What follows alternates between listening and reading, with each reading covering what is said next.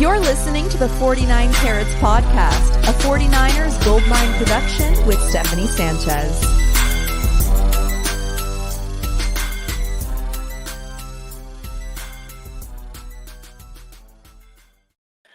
What's going on, everyone? Welcome to another edition of the 49 Carats podcast. I'm your host, Steph. It is Friday, December 22nd. This is probably one of the quietest days of the year. People getting ready for Christmas and whatnot, the holidays. But as always, every Friday, me and Laurie are going to give you guys a great deep dive into this 49ers-Ravens matchup. How you doing today, Laurie? Oh, I'm doing pretty good. I'm fired up, man. So I'm ready. Yeah, let's go. We do have a lot to cover in this show. So yeah, let's just get right into it. As always, we have the weather. This game is going to be played in Santa Clara. The weather is going to be exceptional. But if you do plan to be there, just know it'll probably be 50 degrees, I'd probably estimate, around the time that kickoff gets going, because that sun is going to be setting at 4:55. The high of the day is going to be 61, but the low of the nighttime is going to be 41. So I'd say 50 degrees is probably the temperature for this game.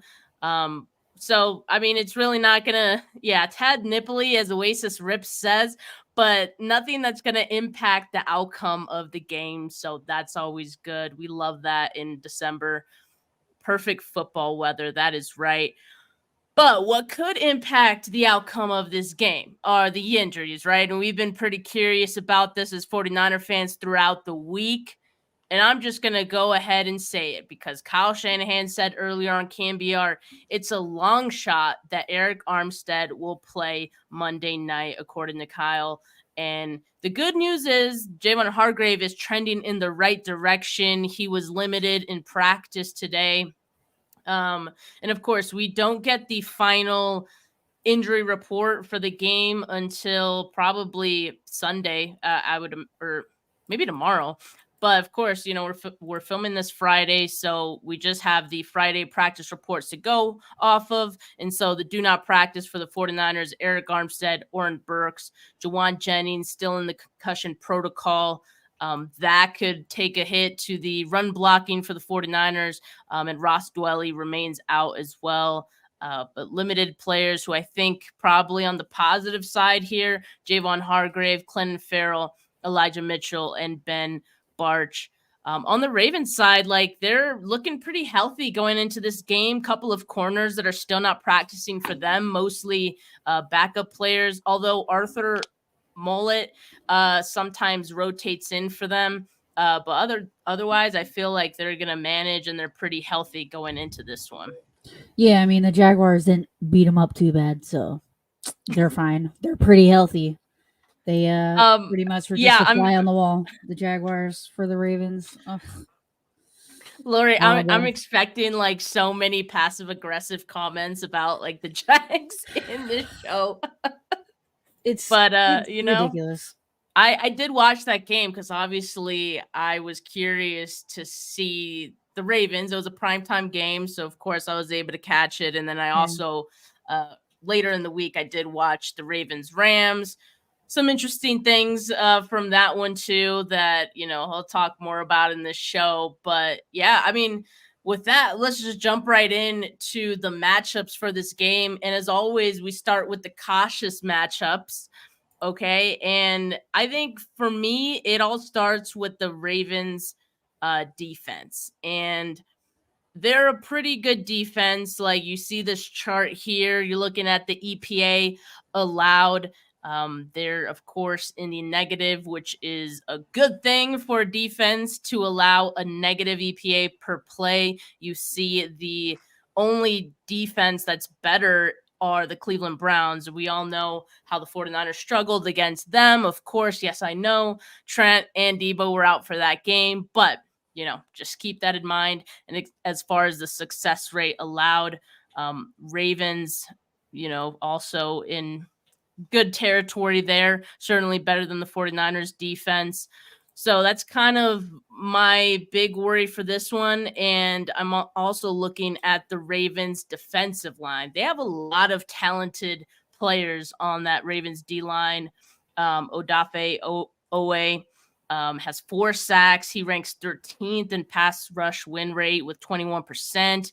Then you have Jadeveon Clowney, who's kind of, had a resurgence here. And you probably can't read the names here, but the one that's circled in this chart is Clowney, and it shows double team rate. He's getting double teamed a hell of a lot, about the same or a little bit more than Nick Bosa is. And you see his pass rush win rate is higher than even Nick Bosa's is, to put, some things into perspective. He leads the Ravens with he doesn't lead the Ravens with 8 sacks. We'll talk more about who does, but he has 8 sacks thanks to his 24% pass rush win rate, in which he ranks 4th. But my biggest worry is Justin Matabuke, and I hope I'm saying his name right, but he is performing like one of the league's best defensive tackles right now. And actually last week he tied an NFL record for 11 straight games with at least half a sack. Yeah, I mean, Clowney was putting some good pressure in too. So, I think those 2 guys are definitely 2 guys to look out for. Clowney, man, I was really surprised. I heard his name a lot more than what I thought I was going to hear his name. Right. Last week against the Jags. But, I mean, against the Jags, everyone's playing their best. So, probably didn't make you feel any better watching Lamar Jackson throw dimes out there against the poor Jaguars secondary and D-line. So, I mean, what's his name? Trayvon Walker, the second year guy, that DN, he actually got, pretty good sack when if the 49ers can kind of collapse the pocket, but like stay in your lane. Yeah. Like don't open up the middle too much, kind of stay in your lane and then close it. Then, they have a really good chance of getting Lamar, but he had some design runs. I don't know if we're going to get into that, but yeah, we will, because he's on the list. Yeah. So. Oh, we'll definitely get into that. But yeah, I mean, I think for like the Ravens side, definitely putting this as a cautious matchup. Clowney, Owe, and Matabuke, definitely guys to be aware of. Matabuke has 12 sacks on the season. That's most by any defensive tackle this season, and his 57 pressures rank 3rd among defensive tackles. That's only behind Aaron Donald and Dexter Lawrence. So yeah, he's having a really great year. And he has 30 quarterback hits, which ranks 2nd in the league behind only Nick Bosa. So, putting it all into perspective, wow. this guy is really good. And it's not just that, like they move him all over the line. So it's not just worrying about him going up against one guy on the 49ers offensive line. It's potentially going up against everyone on this 49ers offensive line, because out of 365 snaps this season, he has lined up at left defensive tackle 195 times, at right defensive tackle 175. He's even played on the ends, 133 snaps at left end, 81 at right end. So yeah, they move him around. And I saw something someone say earlier today that against the Jags, he had a sack and 6 total pressures from 5 different gaps in that game. Dude, he was beating double teams. He was slipping through. Oh my god. It's just he can get really skinny in between the 2 guards. You try to put 2 guys on him and somehow he can still get through it. So I saw a stat that he had more QB hits than Terrell Suggs ever had in a season. Terrell Suggs. He's one of the best. Yeah, it's crazy. He's doing some crazy stuff right now. So he's definitely someone that, for me, can wreck whatever the 49ers have planned on offense. And so I hope they have a good plan to keep him at bay at least a little bit. But yeah, much like the 49ers, the Ravens do like to rotate their defensive linemen. And as we know, that does help keep guys fresh. So expect to see guys like Kyle Van Noy, Tavius Robinson. I think you mentioned one of the other guys who had a great play as well. So just something to keep an eye on in this game. But yeah, let me go to the next cautious matchup here. And I think staying on the Ravens defense here, I'm looking at their secondary and these linebackers. So they're very talented, and I want to start with the safety, Kyle Hamilton, because to me, he's kind of like the star of the show on their defense. He has 10 tackles for loss, but he's also been great in covering with 10 pass breakups. The first defensive back to do so since Tyrann Mathieu in 2015. So that's impressive. And as I'm showing here in this chart, this shows safety separation prevented and targets faced. So he is preventing the most percentage of separation out of any safety. The only one that's like in his range is Grant Delpit, who is a Cleveland Brown. The 49ers have faced. His target percentage is still pretty high. Shout out to Sean Gibson, who's way up there as well. Mm-hmm. But Kyle Hamilton, he's really good for them, and they like to move him around as well. Yeah, I mean, he played pretty well against the Jags, like especially in tackling, man. Whenever they were kind of trying to, I mean, the Jaguars throw 75 screens a game, and only one of them work. But I mean, anyway, neither here nor there. Hamilton was everywhere against the screens.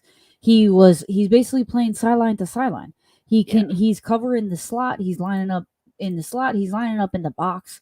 This guy is literally everywhere on the field where they need him to be. He can line up against the best out there. And I know it was a big thing, like speed matters. He's 6'4", 220 pounds. He can handle tight ends. So definitely Kittle might have himself a matchup this week. Yeah, it's definitely going to be an interesting one to see. Like even him going up against Debo, like we're going to see some really interesting matchups here. And yeah, as you said, they line him up everywhere. Here's how his numbers split. He's played 266 snaps at free safety, 380 in the slot because on nickel packages he is their slot corner, and he's also has 194 snaps in the box. So he's a chess piece. He's a chess piece for this defense, and someone that Brock Purdy is going to have to keep an eye on at all times. Ravens passing defense is second behind just the Browns in EPA allowed per dropback, and third in dropback success rate. And so they're really good. This is probably the best or the biggest test that Brock Purdy has faced since that Week 6 game against the Browns, I would say. You know what I like about Kyle Hamilton? I think the 49ers kind of line up in this a lot where, maybe they're not 4 wide. They're not even 3 wide. They're putting 2 wide receivers out there. Kyle Hamilton is basically playing the ball. He can come backside and chase it. He chased down ETN a couple times from the backside of the play. So if McCaffrey, doesn't know where to go and maybe he's kind of trying to choose his hole, Kyle Hamilton can come free. So, you better hit the hole, get north and south, because Kyle, man, he's going to be right behind you. Yeah, that's a great point. And it isn't just Kyle Hamilton as well. They have some other talented safeties, Marcus Williams, and a third safety who comes in when Hamilton moves inside a nickel, Geno Stone, who actually leads the team with 6 interceptions. But I also want to talk about their corners. Like their corners are also really good. You see here in this chart, Marlon Humphrey. Marlon Humphrey, the separation percentage. The percentage of separation that they're preventing is pretty high. Shout out Charvarius Ward, who's also pretty high there as well. And then I know this is small. I'm trying to read like what the left side says. I always do this. Zone coverage separation prevented. So yeah, the closest you are to that top right, the better, and you will see Ronald Darby and Marlon Humphrey very close to that top right corner. So that just illustrates how good these corners have been as well. So, Purdy's going to see a lot of disguised coverages, late rotations, and, 3 safety looks. But Kyle and company won't really have the luxury of exploiting a weak linebacker matchup this week either, because the Ravens linebackers are also really good. Probably the best tandem after Fred and Greenlaw, with Roquan Smith. Yeah. And Patrick Queen. That's such an elite name, by the way. It is. I mean, the last name Queen is so cool. But honestly, you see how good these guys are in coverage, and the separation that they prevent as well in their coverage. That is, as close to the right as you can be is Roquan Smith. So he's preventing the near 100% of separation in coverage, and Patrick Queen is not too far behind him. Fred Warner, to put it in perspective, is right between where those guys are. So yeah, they're having themselves a great year. Yeah, this is a really good defense, guys. I don't think this game means as much as what people think, but I think it's a glimpse to what the Super Bowl may be. Yeah, absolutely. So, it can kind of be a feeler type of game. And I don't know, did you hear that theory about the Super Bowl colors? I sure have, yeah. And, I mean, what are those colors right now? They're purple and red. Every year since, 2020. Yeah. It's been the colors. So that's kind of cool. Just saying. And this is the game right here. This is it. I'm not the biggest conspiracy theorist, but when they showed how it's been the last few years, I don't know, that's pretty damning evidence. If it's a coincidence, that is the hugest coincidence I think I've seen for that to last. Yeah, right. The script has leaked, and it's leaked in the Super Bowl graphic, apparently. Yeah. I mean, in what was it, 2021, when the Rams, it was yellow. There was no other team that could have been. It's literally. Okay, it's red. There's 7 teams with red. But it's just purple and red, and they're the best 2 teams right now. Come on. Yeah, I mean, it makes a lot of sense. And it's not common for 2 teams to be 11-3 and meet this late in the season, right? So this is a great matchup this late into the season, and I'm excited for it because a lot of what both of these teams do well, they kind of match up with each other. So it's going to be a matchup for the ages. This question from Oasis Rips. So Akash posted where 49ers run 21 personnel 42% of the time, and Ravens have only seen 5 snaps of 21 personnel. Really stood out to me. Advantage 49ers, in my honest opinion. Hey, that's a great point. I mean, you're more likely to be better at stopping something you've seen before, something you've seen a lot before and have prepared for. But, that's a great point from Akash, who posted that stat that, the Ravens haven't faced a lot of 21 personnel. I mean, so the Ravens are top 10 run defense? Yeah, I'd say that could be why.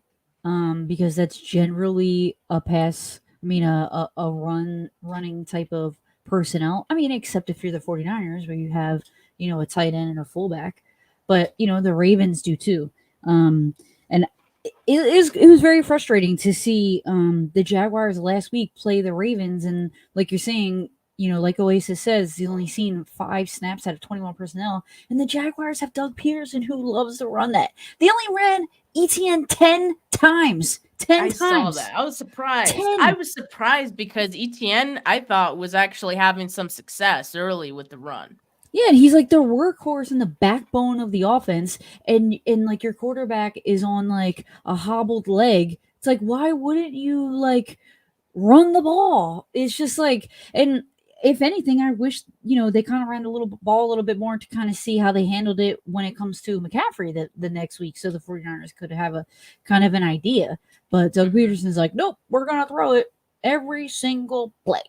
So to be fair too, though, like I thought that the Jags were in good position early, like in the first half. They had a lot of opportunities, even though like they were throwing a lot, and maybe that that isn't how they usually play, or that isn't like their main game. But like there were opportunities there, and they're for a variety of different reasons didn't really work out. They threw 75 screens a game, and none of them were working, and it's just like that. But like there were also just like drops and just missed opportunities, bad throws, from like the Trevor's Jags. throwing over. Yeah. I don't want to get too much into that, but But my point being that like I think that gave me some hope that the 49ers would have some room to make some plays as well against this Ravens defense if the Jags were able to do it the week and they're prior. That bad, Well, I don't think so. I mean, the week prior, Matthew Stafford and the Rams had a lot of success as well. Kyron Williams like ran all over them, especially in the first half. So, I think there is some opportunity there, and we'll touch on that more in a bit. I think one more cautious matchup, and of course it's kind of obvious, Lamar Jackson, right, and this Ravens run game. And so I think for me, like I'd call this more of a cautious matchup depending on the 49ers injuries. Eric Armstead, probably a long shot to play. That will kind of leave this as a cautious matchup for me. Javon Hargrave being there is definitely going to be an improvement. But this is one of the best rushing offenses in the league outside of the 49ers. So yeah, the Ravens rank second in average yards per rush, with 5.01. They're first in runs of 10 or more yards. They have 62 of those. And they're sixth in percentage of successful running plays. 39.6% of their run plays are successful. And they run the ball on an NFL high 50.8% of offensive plays. And they have the second fewest pass attempts. Actually, the 49ers have the most, or the first fewest pass attempts. So again, like these two offenses are kind of similar in their like philosophies and what they lean on, and that's the run game. And so last week against the Cardinals, Arizona against the 49ers ran 30 times. They averaged 7.8 yards per carry, and the 49ers ended up allowing 235 yards on the ground. Not great. Like far and away their worst like run defense performance of the season. On the other hand, the Ravens ran for 251 yards last week against the Jags. Sorry, Laurie. And that is the Ravens' 30th consecutive game with 100 or more yards on the ground. Kind of easy to do when you have Lamar Jackson, honestly, but it just reiterates the importance of stopping the Ravens run game first and foremost. It really makes their offense go. Yeah, and I think, Lamar is definitely a threat. I mean, I don't know how often he runs the RPO, but just having a spy on him, and how often do the 49ers defensive ends drop back in the coverage? Probably not that often. They're mostly pass rushers, right? Well, that means that that's going to be a guy that's, a linebacker, or that's going to you're going to need to have a spy, and that takes away somebody on a receiver. So like the Jaguars had a couple DNs, they actually dropped back into coverage. So they had more of the DBs in the backfield, kind of preventing Lamar from throwing. Not that it worked, but that's like the point where the 49ers are they're gonna have to figure out a way to stop Lamar without losing one of their key guys on defense. Well, what I saw from Lamar was, or what I saw from the offense was, what they'll do is they'll take a wide receiver, run him on an end around in the flat. So they'll have a flat on this side. They'll take the running back, run him flat on that side. Then they'll have like three guys run out. And so that spreads the defense really thin, and it opens up the defense. So Lamar just runs it right up the gut. So that's what you got to watch out for. He did that against the Jags a couple times. Oh, for sure. And I mean, as talented as he is a rusher, and he has 741 rushing yards, that leads all quarterbacks, obviously. But he's also a very talented passer, which he doesn't really get a lot of credit for. And this season, even though the Ravens are passing the second least of any team, Lamar himself is doing a little more passing than maybe he did in the past, where it was like in the past, he was way more focused on running and they had way more plays dedicated and planned out for him to run. But tell me, Laurie, in watching the Jags defense, did you get the sense that the Jags defense was okay with giving Lamar those runs?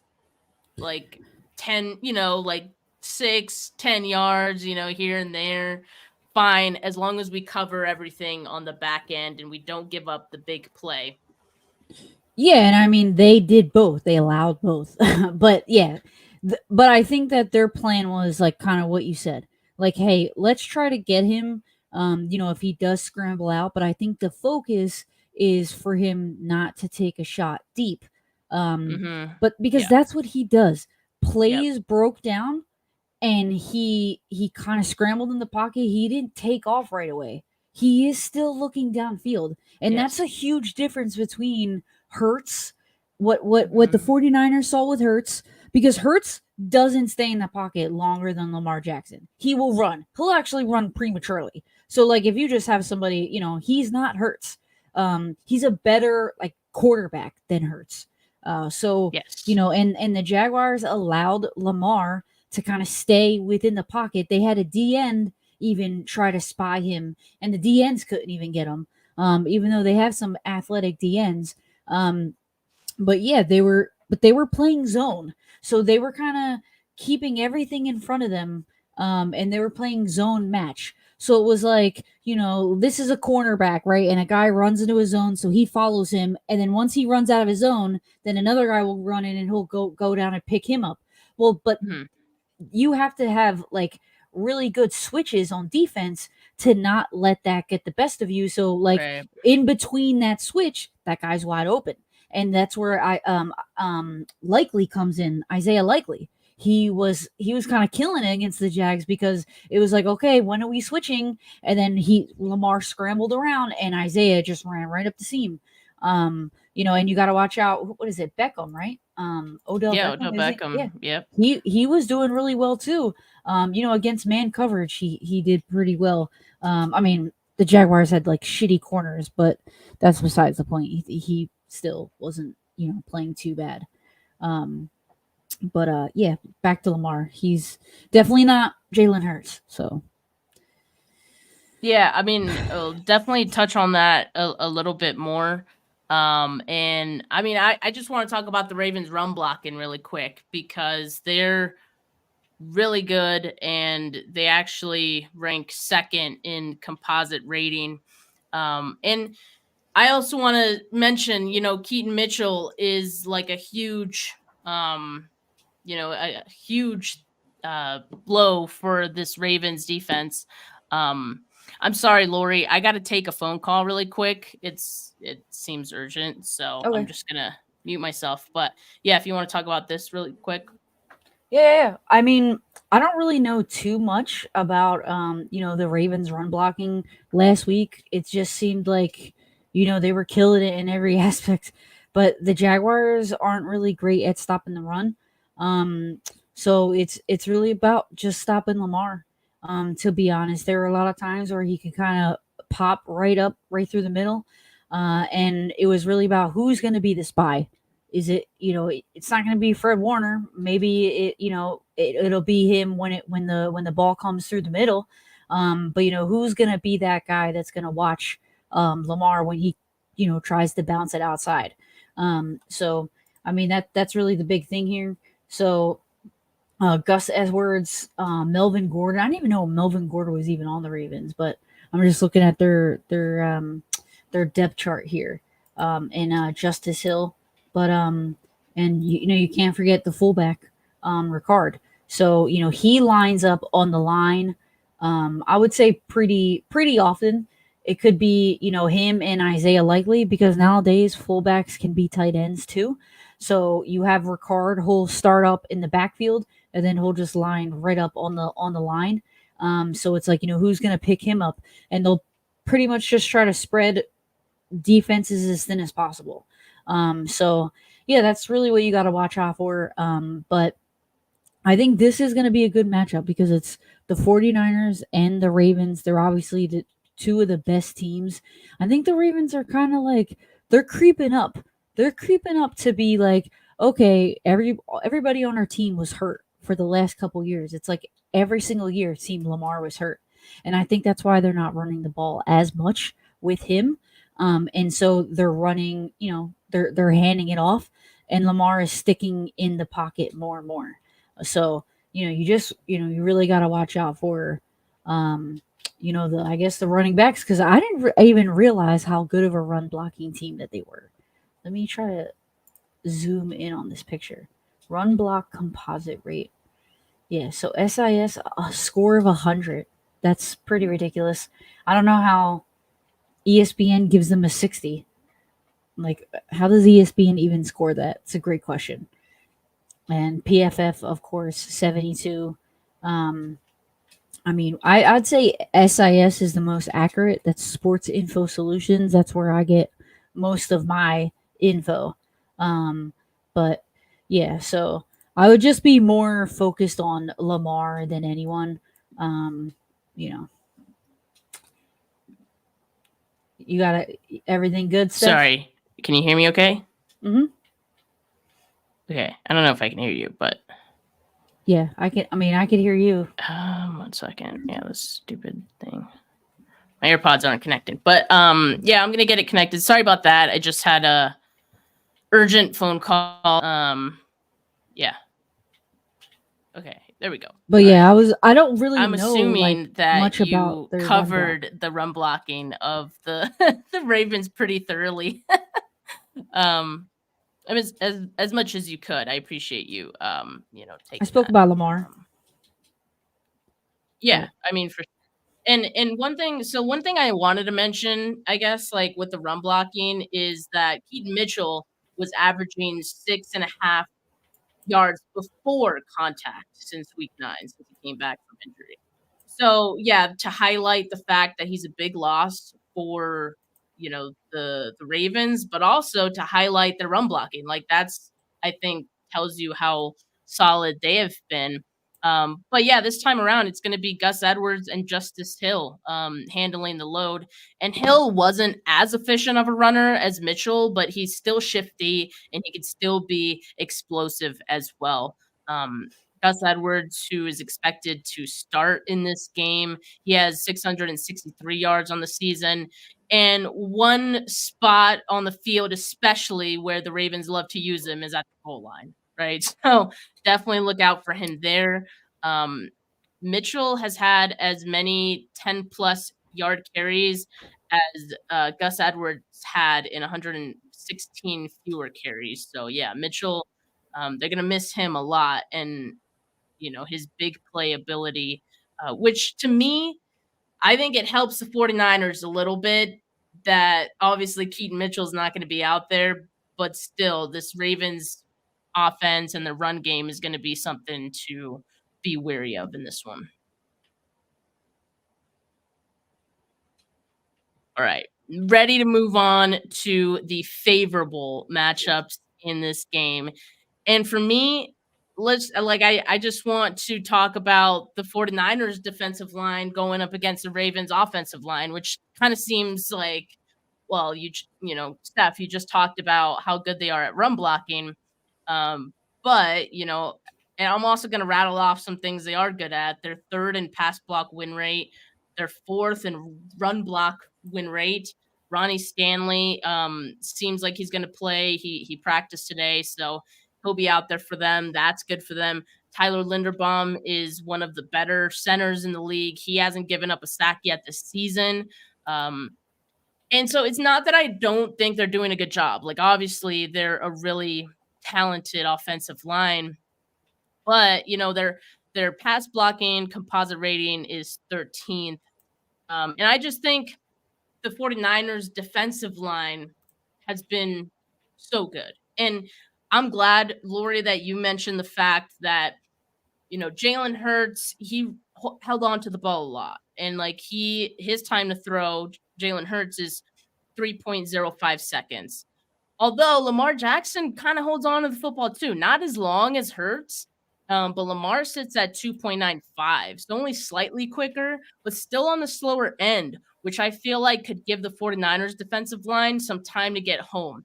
And you mentioned it earlier, like if they're going to do that, they need to be careful to keep him contained, right? Not allow any like rushing lanes, which if it's there, he'll take it. But if not, he's just going to sit back there and kind of wait for something to get open. And before you know it, Nick Bosa, one of these defensive linemen, could get to him, I feel like. Yeah, I mean, that's what the Jaguars were chasing him all game. So, and they have, obviously the 49ers have a better defensive line. So I think they'll have a good chance to get him a couple times because he's not the old Lamar Jackson. He's like I was mentioning when you were on your break. It's just like he's trying not to be hurt because you feel like the last couple of years it's just they're always a contender because of the roster that they have, but there's always injuries. So they have to be careful, Yeah, that could very well be the season why he's not like as gung-ho about running as it used to be. Yeah, last week the Jags had 3 sacks, and the Rams, who I thought did a good job of, being aggressive but not like over pursuing, they had 2 sacks. So again, like, the 49ers defensive line, I think, and their pass rush is better than those teams. So I think the Lamar could be had in the pocket a little more in this game than some might expect. But another favorable matchup for me is Christian McCaffrey. And we talk about this guy every single week.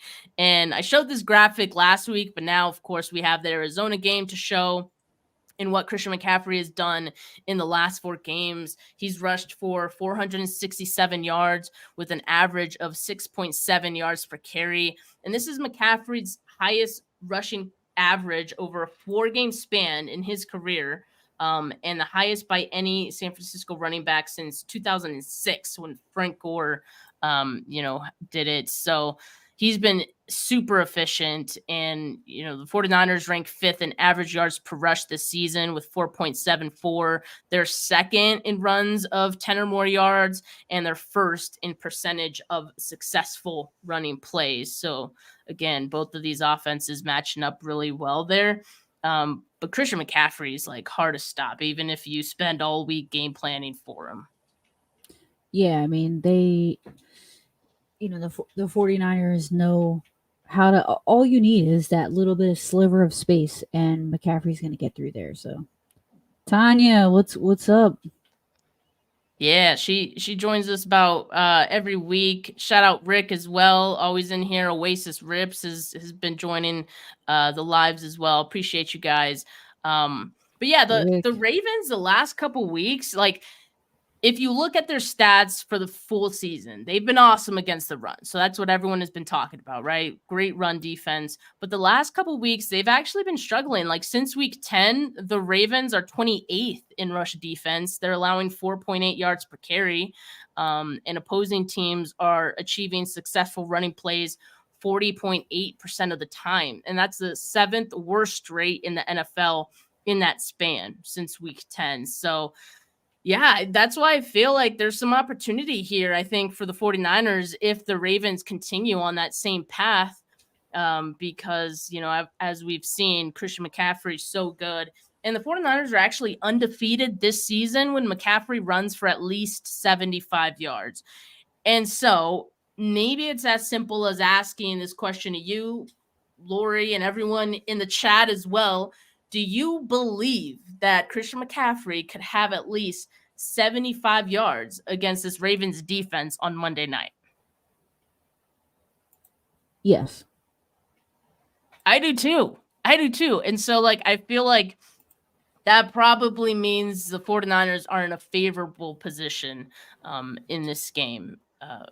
So I feel good about it. And like if the 49ers do have success running the ball, I think Purdy will find success too, because that means the play action will be available to him. They've had a lot of success on that. And you see his ranks, Brock Purdy's ranks, first in completion percentage, third in open target percentage, second in well thrown percentage, and first in catchability percentage on play action passes. So part of that is getting the run game going, but I feel confident about it. You mentioned Kyron Williams last 2 weeks ago. Yep. And he got 114 yards. So, I think if the Rams can do it, then the 49ers can definitely do it. Yeah, I think so too. I think watching those two games, like I don't really know what's going on with the Ravens defense right now and why they've been struggling with that the last 2 weeks, but it bodes well for the 49ers for sure. So yeah, I think that's a favorable matchup for me. And you mentioned Isaiah Likely earlier, and coming out of the bye week for the Ravens, he's had some strong games. Like obviously with Mark Andrews being out, he's been more involved in their offense. So the last 2 games he had 83 yards and a touchdown, and then 70 yards and a touchdown. So he scored in the last 2. And I don't know if you remember, Laurie, but last week in our Cardinals preview, I mentioned that I liked the 49ers against Trey McBride. But Trey McBride and like the Cardinals actually kind of went off their tight ends. The 49ers allowed 15 catches and 172 yards and a touchdown to tight ends last week, which was a surprise to me. So yeah, McBride looks like a dog, but they've actually allowed touchdowns to tight ends 2 weeks in a row now. So I'm a little unsure what to think about this matchup with Isaiah Likely, because I'm like, are the 49ers gonna show more of the same? But I think I'm ready to put my trust back into the defense against Isaiah Likely, and in hopes that they will at least limit him. Yeah, I mean, the 49ers, man, they allowed the 5th highest yards to tight ends over the last 5 games. So yeah, that's not good. I just pulled that up. They allowed 371 yards, 34 completions, which is 5th, 371 yards, which is 5th. So I mean, yeah, that's not good.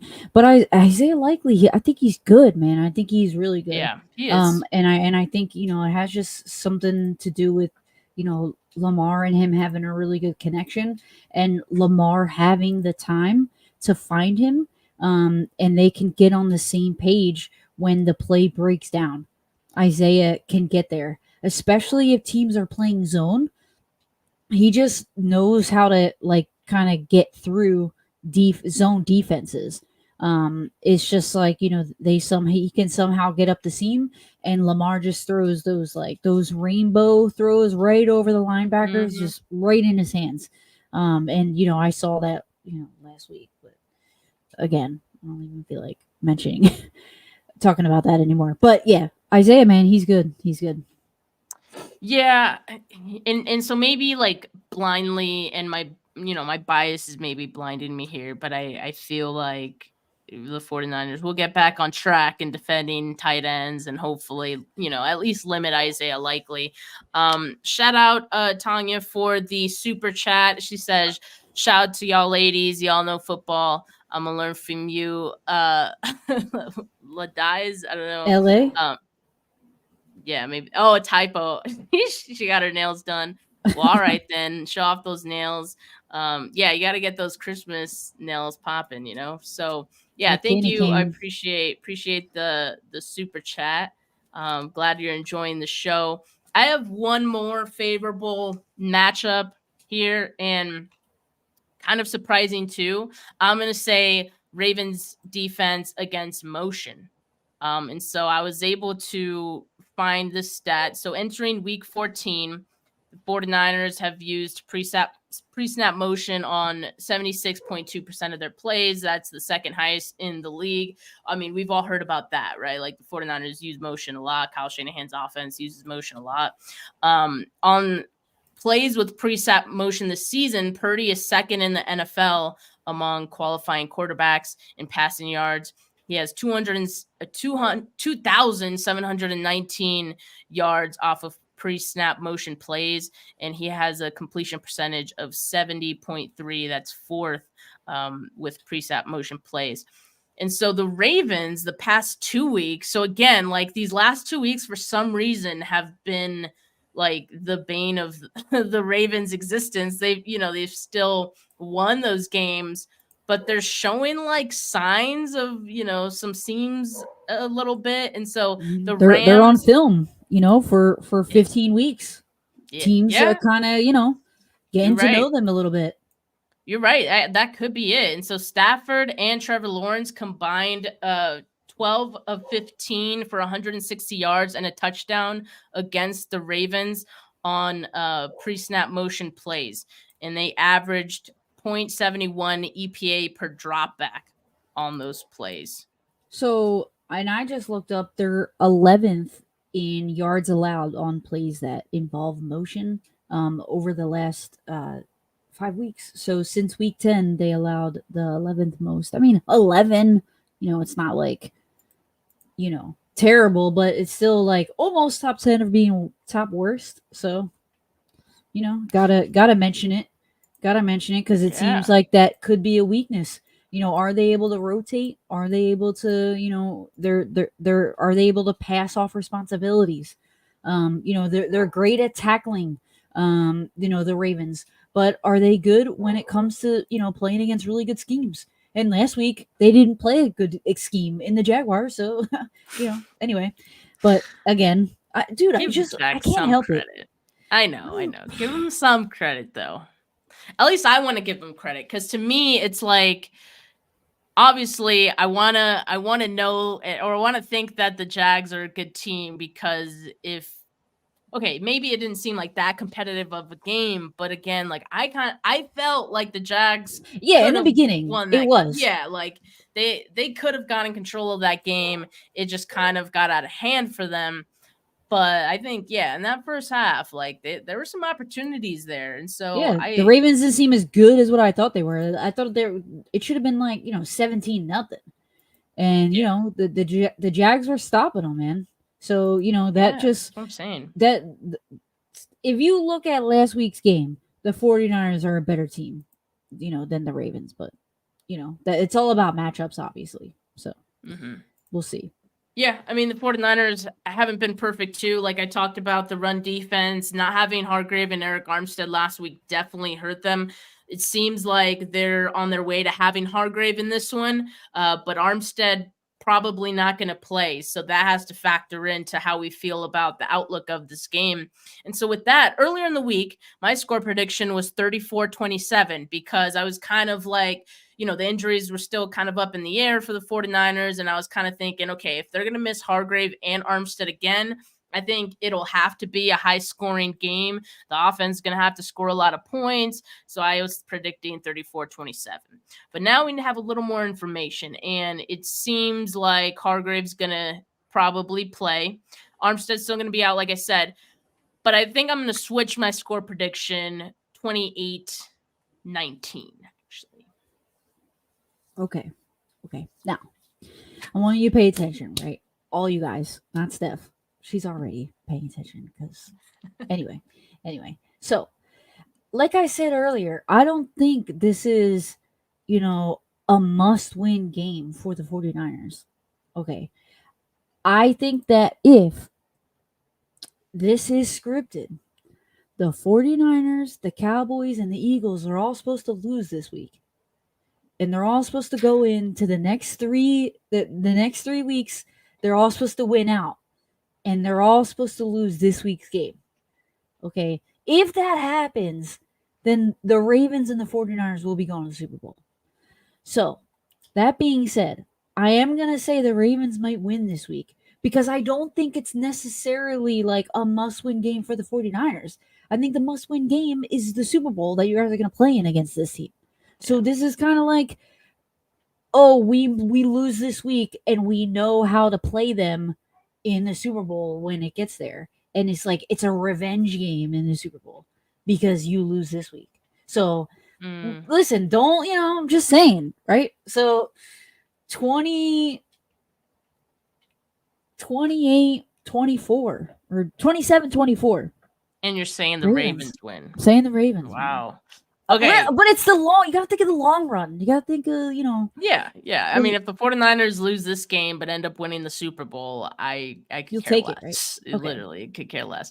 That's where my mind's at right now about this. So okay, fair. Okay, while we're have our tinfoil hats on and like let's just go into that. If there's a script, the NFL would really love to see that week 18 game, 49ers-Rams, be a meaningful game. Like that would be great. And I don't know, I don't know if that game has been scheduled yet, but if it hasn't been, they could potentially schedule that for a primetime game. The fact that the Rams won on Thursday Night Football yesterday, they're kind of seen as this team that's like nobody wants to play them right now. They're going to be the team that goes into the playoffs and wreaks havoc. They're dangerous. The same thing they're doing with the Bills in the AFC. So I don't know if, the 49ers lose that game, that suddenly becomes a must-win game for both teams. Right now, the Rams are in the wild card. The 49ers currently own the 1 seed, but they could potentially lose it if they lose against the Ravens and lose, that final game. They're going to win out after they lose this game on Sunday. Oh, good. Thanks. Yeah. Thanks for that reassurance. But no, but like if you look at it, like, I mean, I don't know, but they all have the same record, right? Aren't they? Like, well, I guess not now that the Eagles lost, but like I don't even know, dude. No, the 49ers right now own the most of the tiebreakers. They just need to go 2-1 in the next 3 games.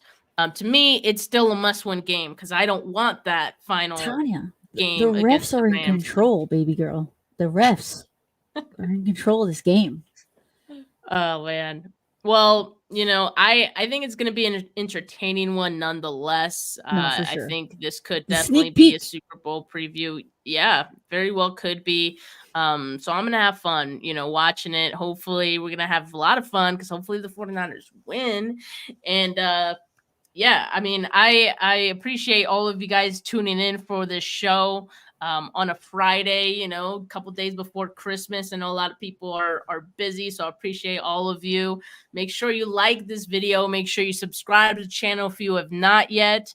I am hoping to do a post-game show after the game on Christmas, but I'll keep you guys posted. So just make sure you have notifications on for the channel so you know if and when I go live.